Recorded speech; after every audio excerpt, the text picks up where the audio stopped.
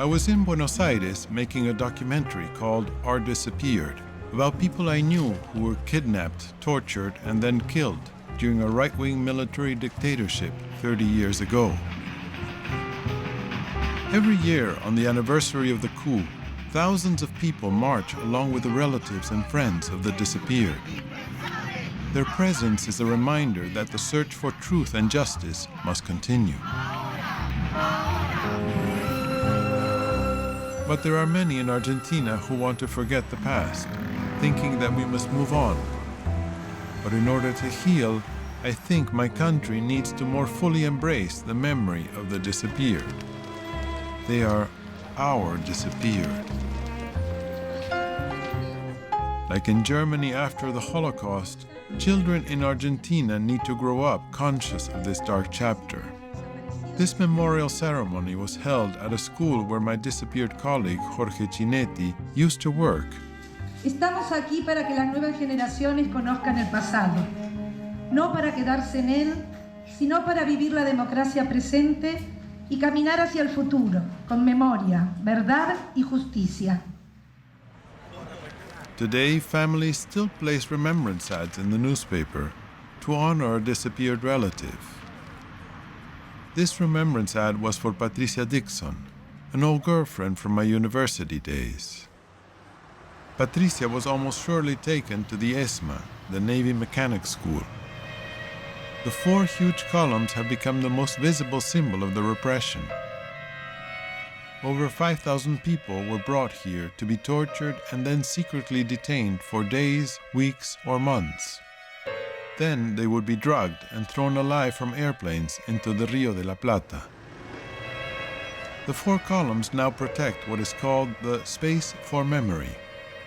For the thousands who drive by here every day, it is a vivid reminder of the terror that took over Argentina in 1976. These rare photographs were taken inside the Navy Mechanics School by a survivor who hid the negatives. They are the only known images of detainees. Photographer and human rights activist Marcelo Brodsky published them in a book called Memory Under Construction. One of these photographs is of his own brother. Dentro de la representación he trabajado con la obra de muchos artistas, 65, son artistas de distintas generaciones que trabajan de alguna manera afectados por el mismo hecho, aportan un punto de vista diferente, original.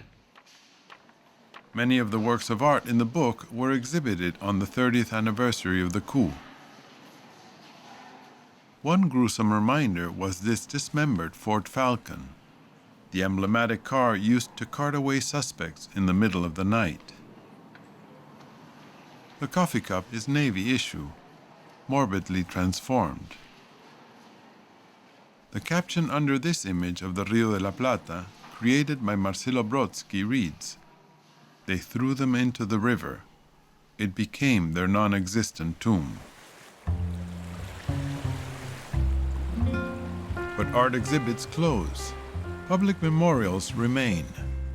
A memory park is slowly being built overlooking the river where so many disappeared. But the park's location is out of the way, easy to avoid. Funding is uncertain, subject to political vagaries. And more recently, a stone wall was built with all the names engraved. The most striking sculpture in the park is in memory of 3 of Rafa Belaustegui's children, all of whom were taken along with their spouses.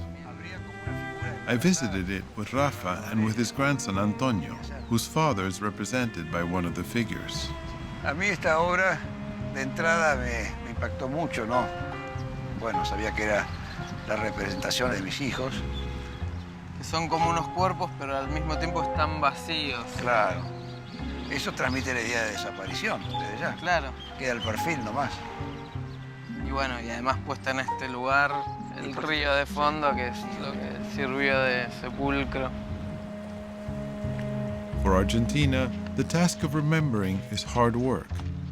But the thousands of disappeared souls deserve no less. Each demonstration, each work of art, each poem or film is another pebble thrown into the water that reminds the country of what our disappeared stood for. and how cruelly the military disposed of them.